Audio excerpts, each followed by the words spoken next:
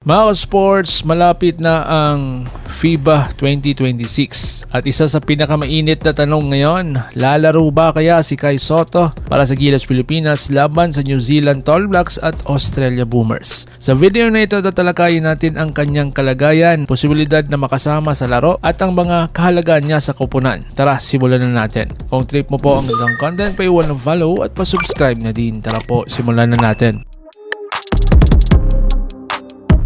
Mga ka-sports, si Kai Sotto ay isa sa mga pangunahing manlalaro ng ating national team na Gilas Pilipinas. Bilang isang big man, malaki ang kanyang kontribusyon sa depensa at rebounds, lalo na sa ilalim ng basket. Sa nalalapit na laban kontra New Zealand at Australia, lahat ng fans at eksperto ay interesado kung magiging available ba siya para tulungan ang koponan. So ngayon mga sports, ano nga ba ang kalagayan ni Kai Sotto bago ang next FIBA window? Ang mga posibilidad ng kanyang paglalaro, hindi pa opisyal ang status ni Kai pero ayon sa kanyang kampo, napakalaking posibilidad na makasama siya sa laro. Depende pa rin dito sa kanyang kalusugan matapos ang kanyang naitalang injury sa kanyang pinagdaanan. So ngayon mga sports, ang mga schedule niya sa Hoshigaya Alpas at Gilas Pilipinas. Si Kai ay may laro pa sa Japan B1 League this coming February 15 kasama ang Hoshigaya Alpas. At agad susunod ang Gilas Training Camp this coming February 16. Dahil dito maaaring magpahinga muna si Kai bago sumali sa training camp. So ngayon mga ka-sports, ang kalusugan ni Kai talaga ang priority.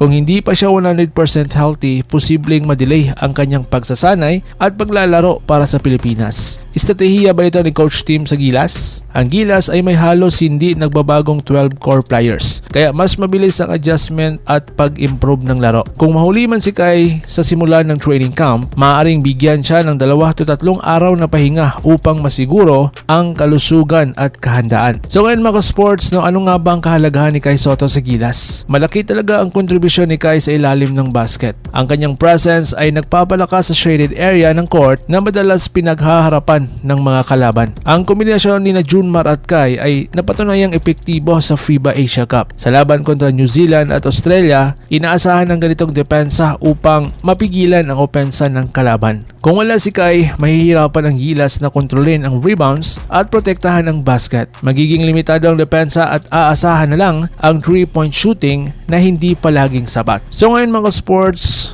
mga hamon ng Gilas this coming next FIBA window. Ang New Zealand at Australia ay may malalakas na manlalaro at solidong depensa sa ilalim. Kailangan ng Gilas ng matibay na core at malakas na presence para makipagsabayan. Bagamat solid ang Gilas, mahalaga pa rin ang kondisyon ng mga key players tulad ni Kai para sa optimal performance. So ngayon mga sports, ano ang maaaring asahan ng tagahanga? Mas magiging malinaw ang sitwasyon ni Kai pagkatapos ng laro niya sa Japan B1 League sa February 15. Kahit ay hindi agad magamit si Kai, aasahan pa rin ang mahusay na laro ng Gilas sa tulong ng shooting at depensa ng mga natitirang players. At mga sports, ang pagkakaroon ni Kai Sotto sa Gilas ay malaking tulong talaga sa laban kontra sa matitibay na kalaban sa FIBA. Bagamat may mga hamon, nananatili ang pag-asa na makakalaro siya at makapagbigay ng malaking kontribusyon. Subaybayan na lang natin ang updates at sabay-sabay nating suportahan ang Gilas para sa karangalan ng ating inang bayan. Kung nagustuhan mo ang pinag-usapan natin ngayon, mag-iwan ng like, follow at subscribe at pahit ng bell para updated po kayo mga ka-sports sa ating mga uploads. Laban Pilipinas puso, so paano? Ingat po kayo.